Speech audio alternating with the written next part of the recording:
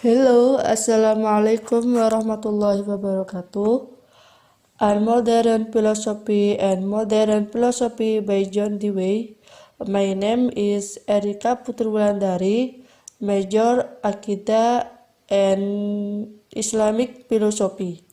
Dewey believed that the philosophy of his day was deeply infected with quasi-problems it had inherited from its unmodern beginnings.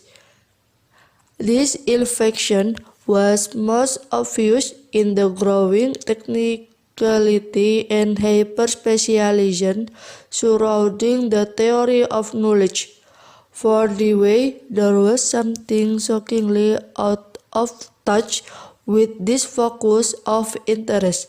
In a time when scientific discoveries were changing the world, philosophy was still bogged down with problems that had changed little since the time of Plato. Science was being carried forward by a community of inquirers utilizing an experimental method to examine and acquire knowledge about nearly everything. Philosophy was still asking if knowledge was even possible, was still a reliance on outmoded methods had led philosophy into a series of unfruitful binaries such as internal or external, or mind or body, that could be traced to its unmodern inheritance. Higher and lower. The first is a cultural history that describes how certain contemporary to the way quasi-problems of philosophy develops from ancient and medieval attempts to understand and categorize the world. The second half of the book gives us Dewey's response to what he sees as this unhealthy mixture of unmodern and modern philosophy. The core of the argument in the first half of the book is easy to explain, yet difficult to accept. The difficulty arises because Dewey's argument bumps up against some of our most common sense judgments about reality. Dewey begins by saying that ancient culture determined ancient philosophy and not the other way around. For instance, he believed that the political, economic, and intellectual stratification of ancient Greece into the aristocracy, the military, the merchants, and the slaves with into and determined the philosophy of Plato and Aristotle, who were both aristocrats. The stratification of ancient Greek culture is not in question. The famous early democracy of Athens was a democracy atau demokrasi only for the intellectual and economic elite. Much of the physical labor that supports this democracy was done by those who were not able to participate politically. However, Dewey suggests that Plato and Aristotle first idealists the stratification and then instantiated it in their philosophy. They create a higher and lower in their philosophy which models itself of the higher and lower of their culture. In this model, the worth of the intellect was the unquestioned here and the practical labor of the body was the lower. Those who used their intellect and could afford the messy work of the practical would remain unshielded. Therefore, those who used and valued the intellect could stay closer to the good, which was Plato his ideal. Truth, beauty, and even true reality were found in this higher realm, the lower limb of mining and farming and building was important to live, but could never lead towards the higher experience. Thus the stratification of their culture produced the framework of Plato's and later Aristotle's philosophy. This initial step in Dewey's argument is not too hard to accept. It seems likely that anyone will be influenced by their culture in their thinking, and that Plato and Aristotle would be no different. It is the next step of Dewey's argument which may cause difficulty, since it opens up a challenge to some of our culture's most deeply held beliefs. There is nothing wrong with Plato and Aristotle modeling their philosophy on their culture, and in fact, Dewey believed it was impossible for them to do otherwise.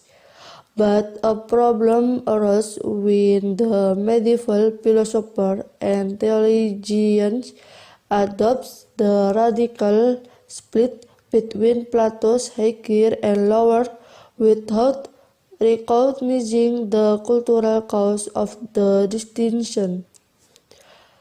Then what had been a philosophy inspired by a stratified culture became accepted by medieval thinkers as a vision of reality.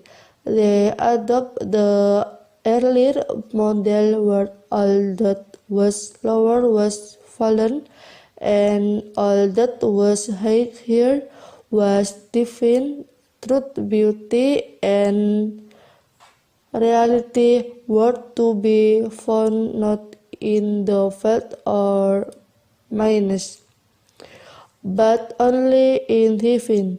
In oversimplifies the argument to say these thinkers turned all that was good and higher in Plato into a religion, but that is an echo of the truth. Dewey identifies many unfortunate consequences of this unreflective past. The philosophy of both Plato and Aristotle that the medieval thinkers accepted relegated the body to a lower level.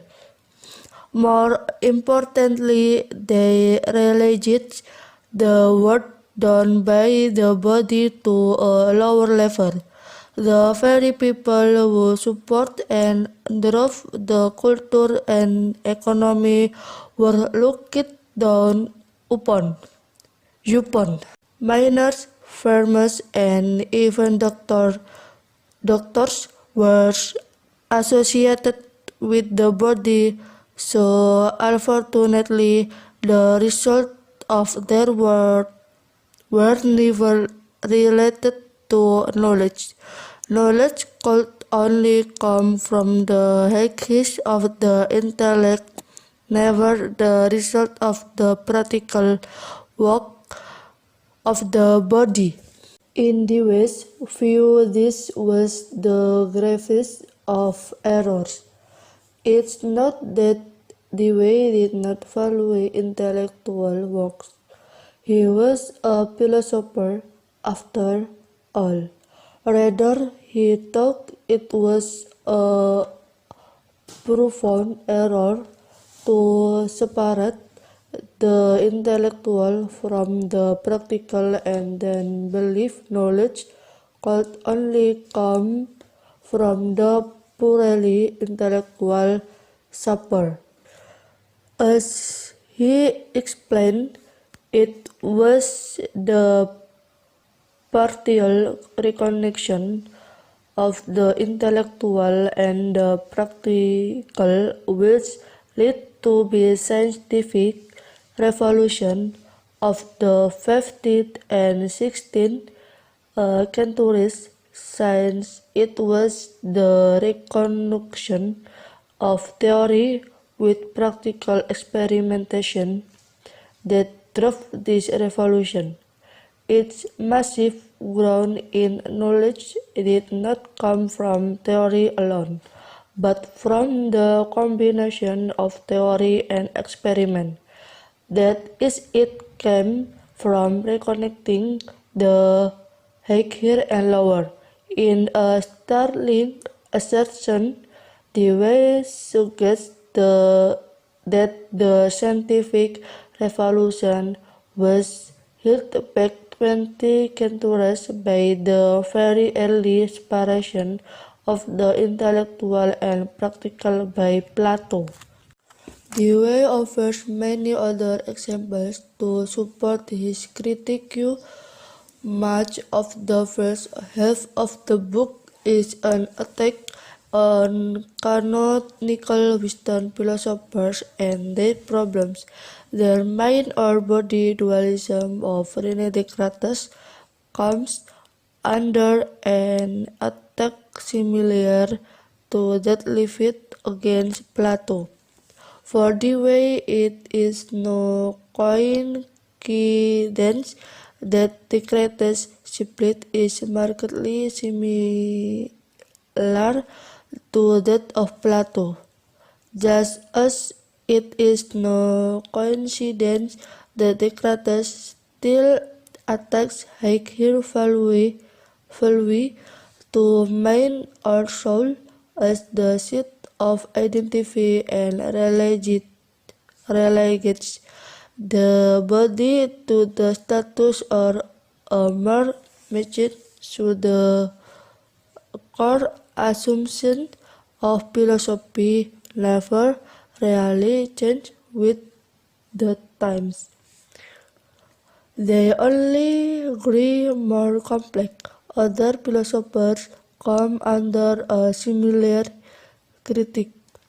John Locke, G.W.F.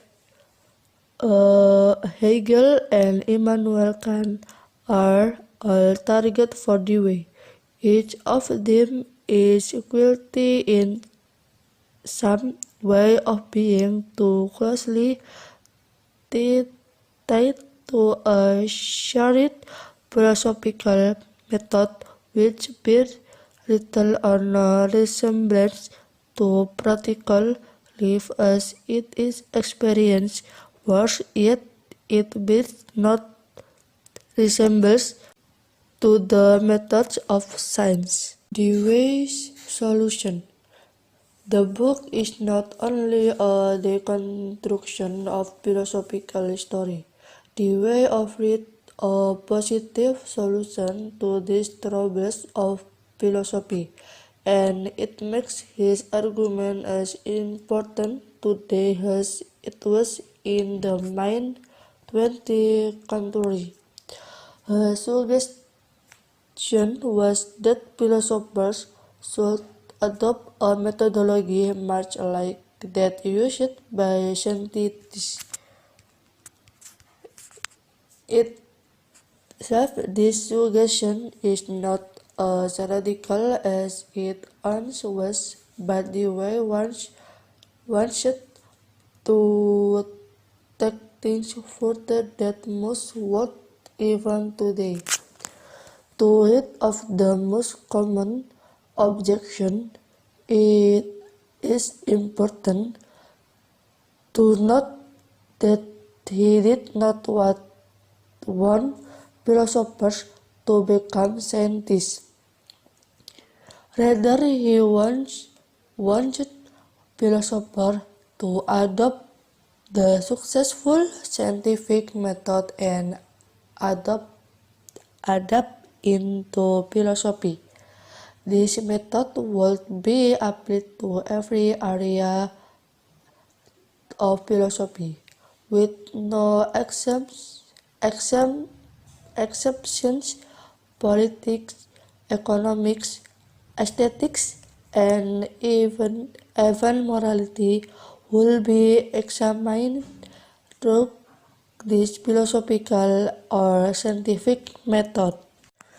Dewey thought that it was the reconstruction of the theoretical and practical which had made science so successful. Following this philosophy method should be an organic mixture of theory and practice. Like science, philosophy should begin in the problems presented by experience, hypothesis, solution, and return to experience to this solution, and this process would be repeated as necessary. Just importantly, philosophy should recognize fallibility and each step of this process, and also disallow supernatural argument. This reliance on method, on fallibility, and on fully naturalistic argumentation would help inoculate philosophy from the poisonous methods of its unmodern beginnings. Thank you. Jadi maksud dari PPT tadi itu menjelaskan bahwa John Dewey mengomentari adanya perbedaan filsafat tidak modern atau klasik, bisa dikatakan itu, dan filsafat modern, yang dimana filsafat pada zamannya itu masih ada campuran filsafat klasik. Campuran klasik yang sangat jelas ialah perkembangan di sekitar teori pengetahuan dalam teknisnya dan hiperspesialisasi. Ketika penemuan-penemuan ilmiah yang dapat mengubah dunia, filsafat masih terjebak dalam masalah itu aja yang tidak banyak berubah sejak zaman Plato. Pada sains digunakan untuk metode eksperimental yang dimana untuk memeriksa dan memperoleh pengetahuan tentang semua hal. Jadi bisa dikatakan bahwa sains itu merupakan penguji pengetahuan, apakah pengetahuan itu benar-benar fakta atau tidak. Karena ilmu awalnya itu dari pengalaman yang belum bisa dikatakan pengetahuan karena belum diuji di sains untuk pembuktian, tetapi filsafat malah menanyakan apakah pengetahuan itu mungkin, maka lebih buruk lagi. John Dewey juga menguraikan bahwa teori dan praktik itu membuat sains itu begitu berhasil, atau hasil penemuan, hasil laporan itu berhasil. Begitupun dengan filsafat. Yang pertama yang digunakan yaitu metode campuran organik antara teori dan praktek, dan harus dimulai dari permasalahan sehingga muncul hasil akhir kebenaran dari permasalahan tersebut. Jadi filsafat itu inti pokoknya itu mencari kebenaran, sedangkan kalau sains itu menguji ilmu, menguji pengalaman. Jadi semua pengalaman itu dikatakan ilmu, tetapi belum bisa dikatakan pengetahuan karena tidak bisa karena harus diuji terlebih dahulu supaya orang-orang itu percaya bahwa ini ilmu seperti 1 + 1 itu 2 gitu.